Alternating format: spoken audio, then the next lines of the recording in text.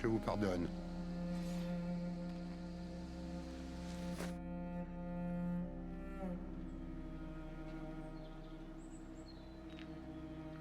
Je ne suis que le ruissellement des mémoires.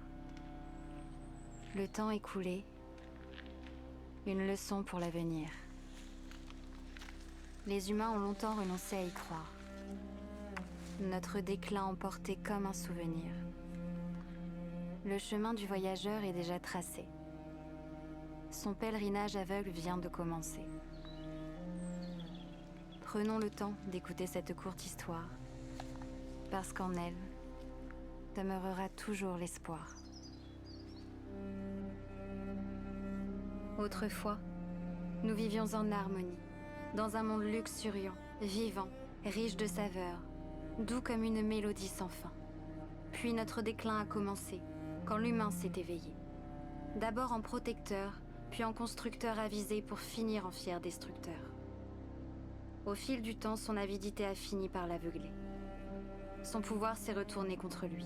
Son désespoir s'est déversé sur ses semblables et sur notre mère. Malgré tous les signes, il a continué, réduisant au silence ses nombreux protecteurs. Mais l'espoir réside encore dans nos cœurs, comme dans celui du voyageur. Aveuglé par un monde en désolation, il cherche la lumière qui éclaircira son regard.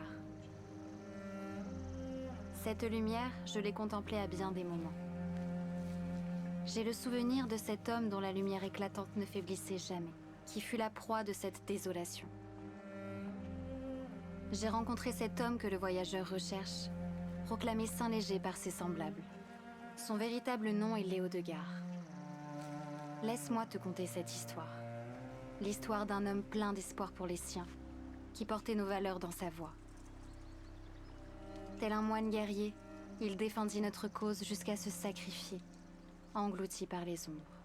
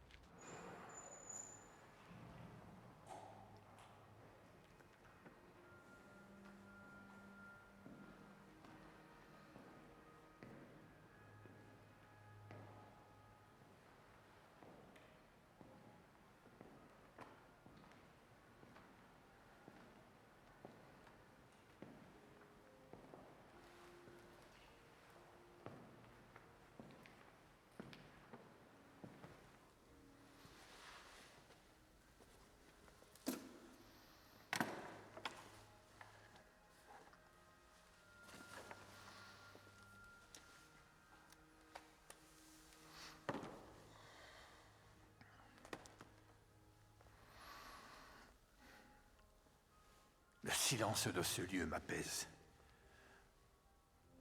Autrefois, mes yeux me permettaient de voir les merveilles de ce monde. Aujourd'hui, mes oreilles me font comprendre le vrai sens de ces beautés. Maintenant que je suis aveugle, je suis à l'écoute du monde. Vous savez, maintes générations se sont succédées pour le bâtir et le chérir. Ce sanctuaire s'est édifié au fil des siècles. En faisant attention, on peut entendre leur voix. Elle résonne dans la pierre. Je trouve que la curiosité des gens est feignante. Avec Internet, Facebook et tout ce qui s'ensuit, tout glisse sous leurs yeux comme une culture éphémère. Combien passent devant ce sanctuaire sans se soucier de son histoire? Combien passent devant un arbre centenaire sans savoir qu'il est malade? Ils admirent leurs apparences en dépit de leur âme. Enfin, je ne vais pas vous embêter davantage. Merci d'avoir pris le temps de m'écouter. Je suis content que quelqu'un s'intéresse encore à notre patrimoine.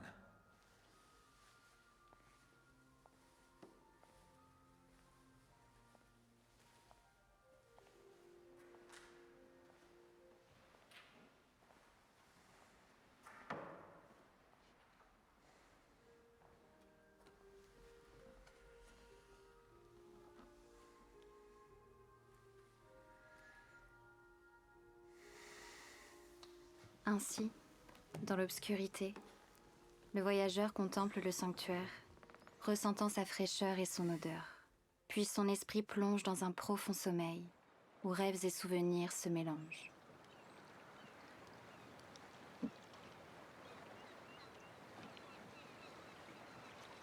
Naguère, en l'an 650, Léo de Gare, cet homme semblable au voyageur, arrivait d'une longue traversée, avec le désir ardent de changer les mœurs de son temps et de protéger la nature de toute chose. Son voyage le conduisit à Ripette, un village au bord de la Vienne.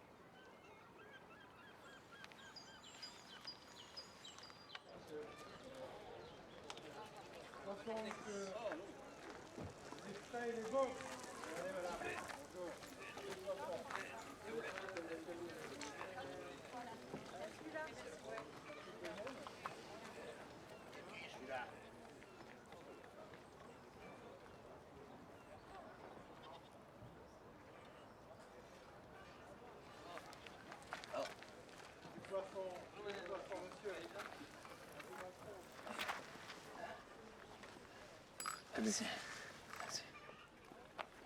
Belle pêche. Bonjour madame.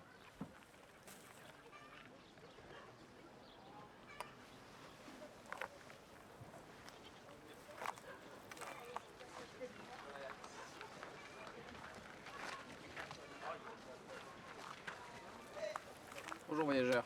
Bonjour.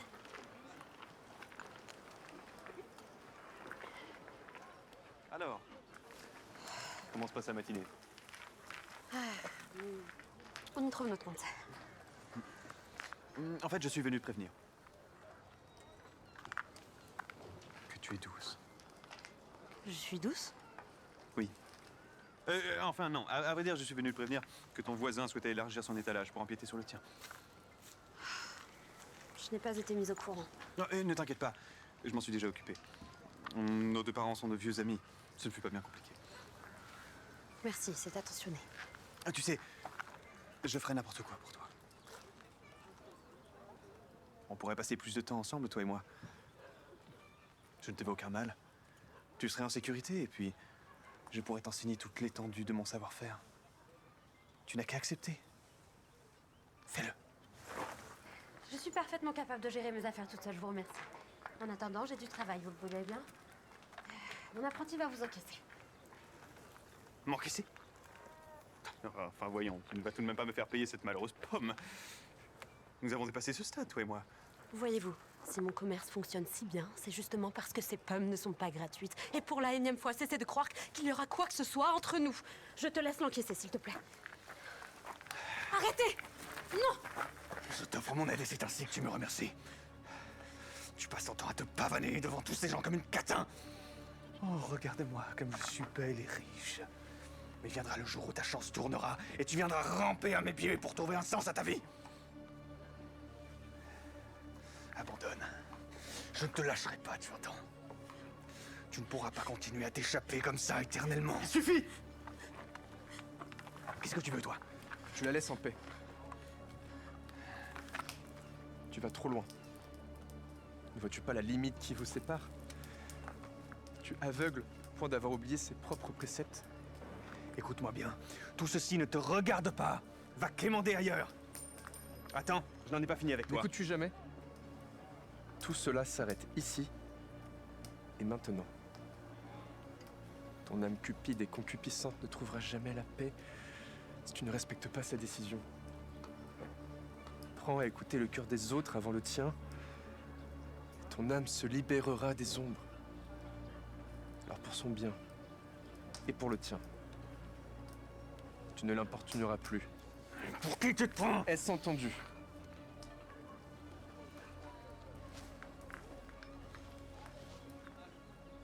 Ah! Oh, diable!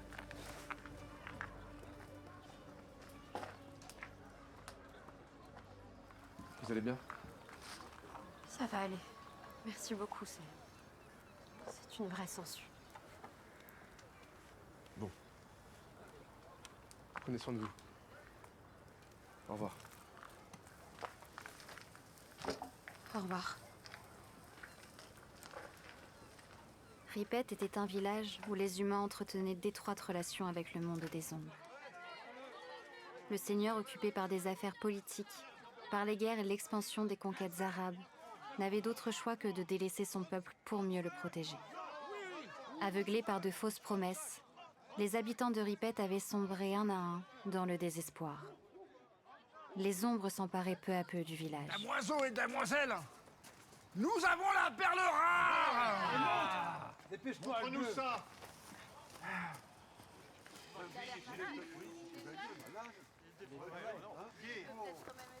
Cet enfant a perdu ses parents dans un incendie. Mais par miracle, il a réussi à s'en sortir. Pour sûr, cet enfant aura du caractère. Sang!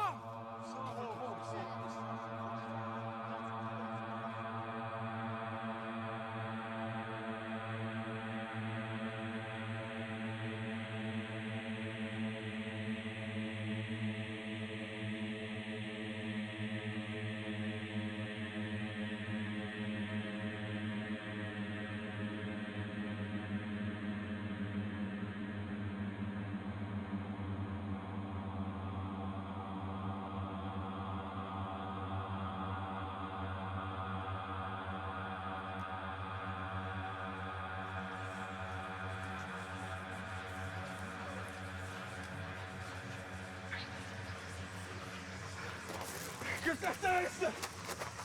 Taisez-vous! C'est moi qui les ai. Je dois écouter. Non! Tout ceci n'est qu'un stratagème! Ces horribles choses. Libérez-moi! Libérez cet enfant! Qui suis-je pour juger? Qui sommes-nous pour juger? Entendez-vous sa détresse? L'entendez-vous? Cette plainte horrible! Que ça cesse! Que cela cesse! Avez-vous perdu l'esprit? Cet enfant n'est pas à vendre! Je m'emporterai garant au nom de l'Église. Il rejoindra un foyer où il recevra une hospitalité et une éducation décente.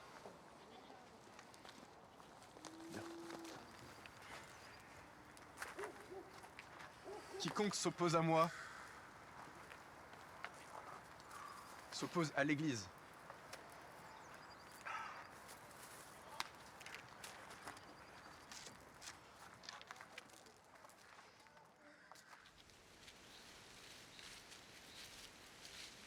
Attendez!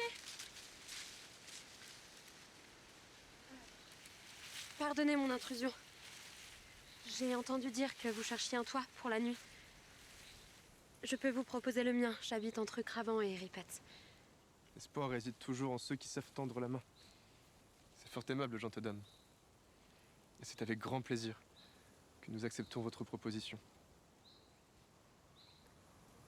Je vous en prie, suivez-moi.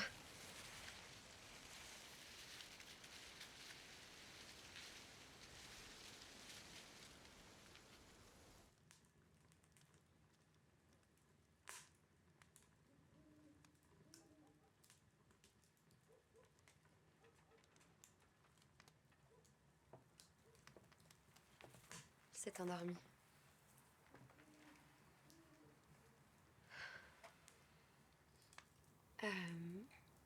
Eh bien, parlez-moi un peu de vous. J'ai cru comprendre que vous étiez un homme d'église. Qu'est-ce qui vous amène à Ripet? Je ne suis que de passage. Je m'appelle Léo de Gare. Mon père est mort quand j'avais 10 ans. C'est mon oncle qui m'a recueilli à Poitiers. Il est évêque, là-bas. C'est lui qui m'a accueilli de revêtir l'habit de moine à Saint-Mexin. Voilà donc ma destination. Il n'y a guère plus à dire. Cependant, je tenais sincèrement à vous remercier pour votre gentillesse. Personne n'a daigné nous offrir le couvert hormis vous. Vous n'avez pas à me remercier, c'est tout à fait normal. Après ce que vous avez fait pour moi et surtout pour cet enfant.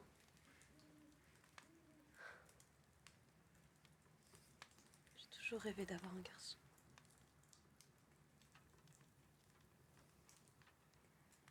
Et avec le décès de mon mari, tout a changé. Toutes mes condoléances.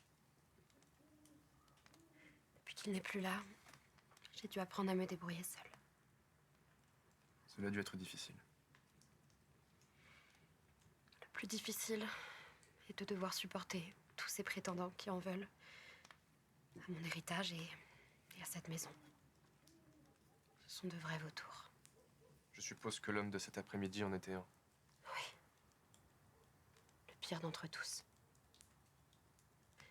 C'est le fils d'un riche marchand du village.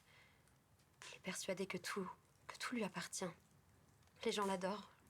Je ne sais pas vraiment pourquoi. C'est quelqu'un de fier, égoïste et hautain. Votre geste était le bienvenu. Vous savez, je n'ai pas beaucoup d'amis à Ripet. Ça fait du bien de se sentir épaulé. Mais je ne suis pas la plus à plaindre. J'ai foi en Dieu. Je sais qu'il m'accompagne dans les moments difficiles. Ripet se meurt. Les habitants ont perdu foi en la vie, en Dieu. La guerre se prépare au sud. Les mendiants sont de plus en plus nombreux. Les impôts augmentent sans cesse.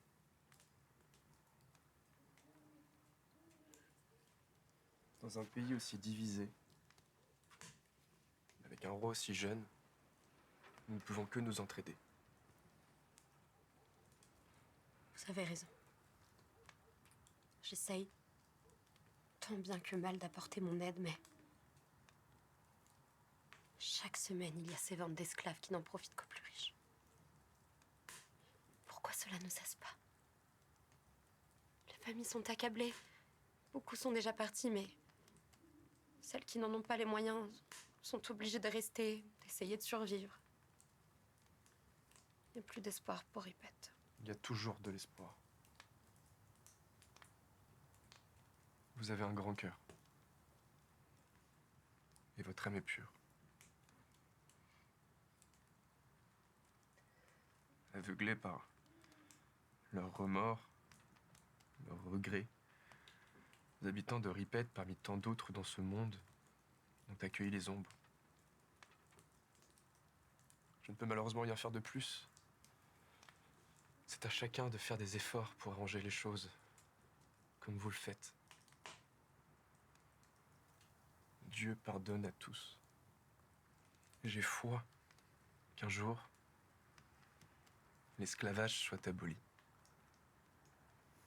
Pas seulement de notre espèce, de tous les êtres de Dieu. Que l'unité renaisse des cendres de leur chaîne. Je ferai tout ce qui est en mon pouvoir pour rendre justice et aider mon prochain. Nous devons absolument penser aux générations futures. Nous créons le monde dans lequel ils vont grandir. C'est à notre responsabilité de leur laisser un monde clairvoyant. Je me souviens avoir entendu un jour que la reine Bathilde avait fait don de tous ses bijoux, ses bagues, ses colliers. Ce qui la rendait réellement heureuse était d'aider les gens dans le besoin. Et pour elle, le seul souvenir de les avoir un jour portés suffisait. Alors pour ne pas l'oublier, elle fit broder sa parure sur toutes ses robes, afin de les porter chaque jour. Et cet or a servi à tellement de choses plus importantes. C'est pour cela que j'admire cette femme. Je vais vous conter une histoire, ou plutôt un rêve. Dans cette vision, un homme, semblable à celui qui vous harcèle, a laissé entrer dans sa vie les ombres. Il s'est laissé attirer par la richesse, le confort, le pouvoir. Il s'est laissé contrôler par cette âme maléfique, agissant seulement pour son propre bien. Cet homme se paraissait d'un masque d'hypocrisie. Il avait réussi à gravir les échelons sociaux jusqu'à la reine Bathilde elle-même. Son tour avait fonctionné à merveille, il avait gagné ses faveurs et devenait maintenant un maire du palais influent.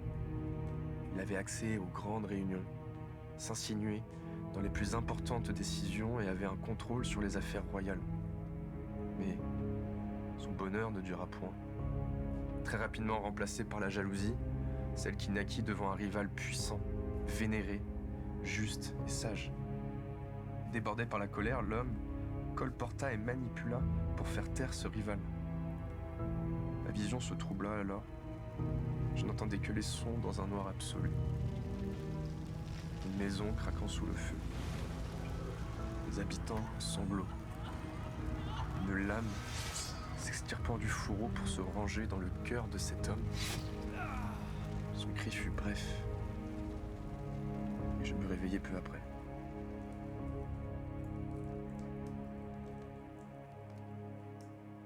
Chaque action le mena vers ce qu'il est devenu.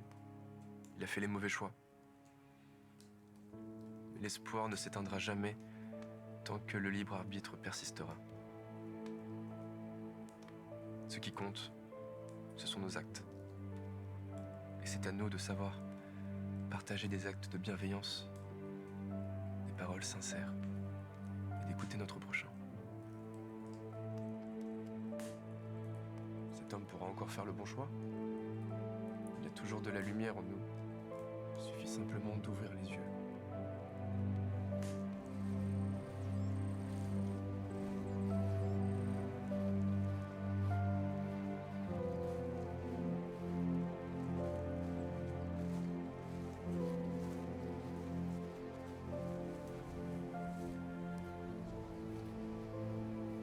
C'est ici que nos chemins se séparent. Je vous remercie, madame, pour votre gentillesse. C'est nous qui devons vous remercier. Vous nous avez offert votre temps, vous nous avez écoutés, vous nous avez éclairés de votre sagesse. Je crois que je vais quitter Ripet. J'emmènerai le garçon avec moi, Nous irons vers les villages voisins. Il doit y avoir tant de choses à découvrir et d'esprits à rencontrer. Je n'oublierai jamais ce que vous avez fait pour nous. Et je ferai en sorte que personne n'oublie jamais votre clarté d'esprit. Allons bon. Que vois-je? Un sourire? Cela vous va à ravir. Ne le perdez jamais. Et je suis sûr que tu trouveras le tien aux côtés de cette brillante femme. Veille bien sur elle. Je m'en vais maintenant. Mais n'oubliez jamais que même dans les moments les plus sombres, la lumière sera toujours présente en vous. Dieu veille sur nous tous. L'espoir ne se perd jamais tant que l'on y croit.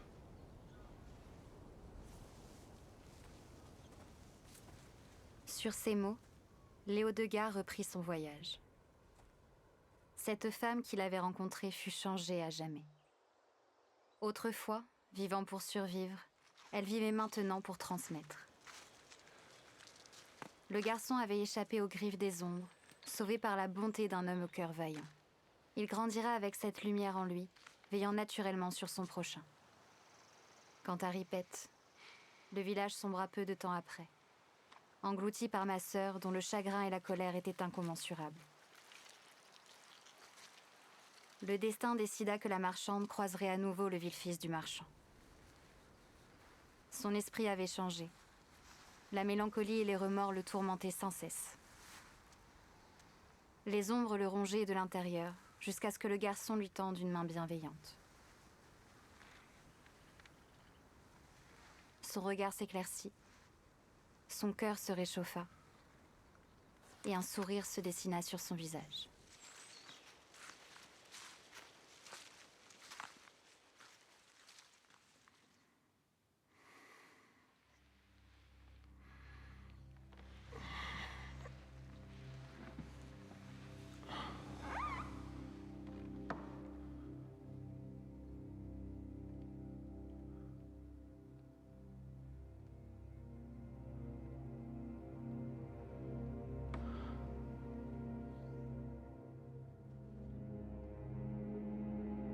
Mains et audacieux bâtisseurs et pèlerins, en haut de cette colline se sont suivis, pour préserver la mémoire de cet homme qui, tel un noble phare, en a éclairé plus d'un.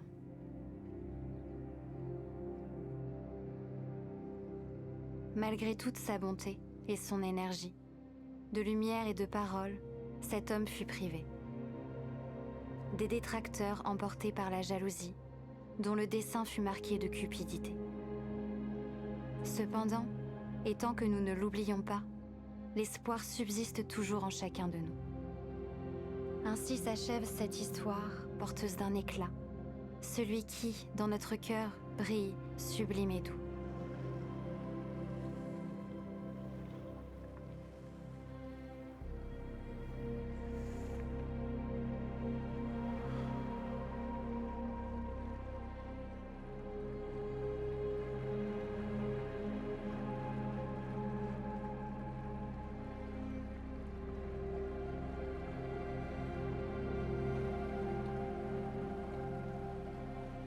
Ce fut la dernière fois que je vis Léodegar de son vivant, bercé dans mes bras, voguant vers son destin.